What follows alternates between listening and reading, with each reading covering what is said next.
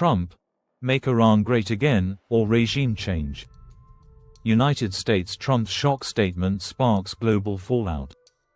In a move already drawing global scrutiny, U.S. President Donald Trump has floated the prospect of regime change in Iran, following a massive air campaign targeting the country's nuclear infrastructure over the weekend. Trump defended the strikes as a decisive blow, declaring on social media late Sunday, "The biggest damage took place far below ground level, bullseye." He claimed that the bombings inflicted monumental damage on underground enrichment facilities using GBU-57 bunker busters and Tomahawk cruise missiles during Operation Midnight Hammer. Make Iran great again, or change the regime. In his online statement, Trump added that if Iran's leaders failed to make Iran great again, regime change could be considered, a dramatic departure from earlier U.S. messaging which emphasized targeted military objectives, not political overthrow. This provocative language stands in contrast to remarks from key U.S. officials, who have taken a more measured tone in the wake of the operation. Defense Secretary Pete Hegseth reiterated that the goal was not regime change, but to disable Iran's nuclear program.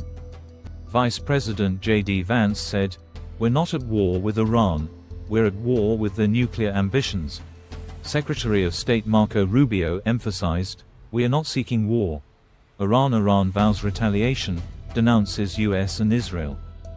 Iranian President Masoud Pezeshkian accused the US of collaborating with Israel in what he described as criminal military aggression, and vowed that Iran would respond, at a time and place of its choosing. Tehran also expressed fury at the suggestion of regime change, labeling it an act of imperialism. Iran's parliament, meanwhile, has reportedly green-lighted a potential move to block the Strait of Hormuz, which handles over 20% of global oil shipments, a decision pending final approval by Iran's Supreme National Security Council. Uncertain damage, widening consequences. Despite Trump's assertion of obliteration, U.S. military officials are still assessing the extent of damage inflicted. General Dan Kane, chairman of the Joint Chiefs of Staff, confirmed that Iran's remaining nuclear capabilities remain unclear.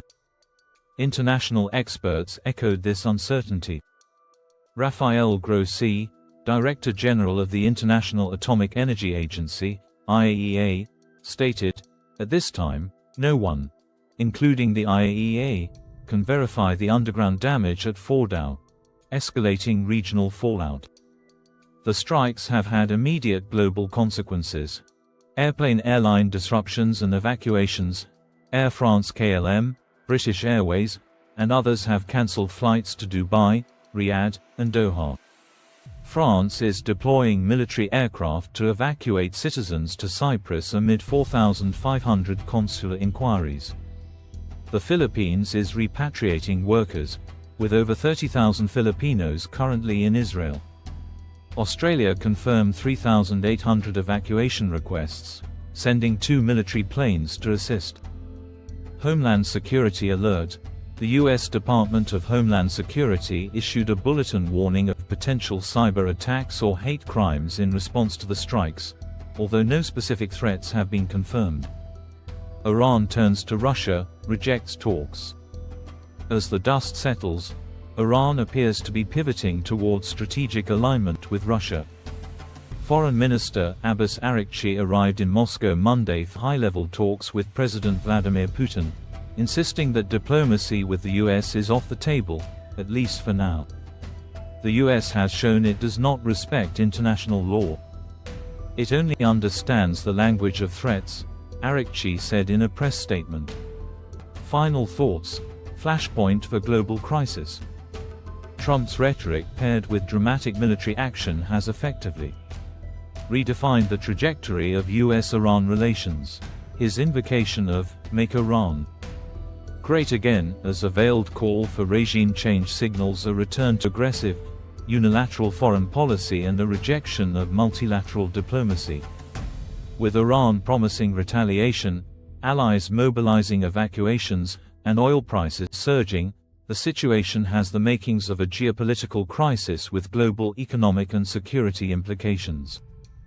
Whether this leads to all-out war or a new balance of power will depend on what happens next and whether diplomacy has any place left at the table.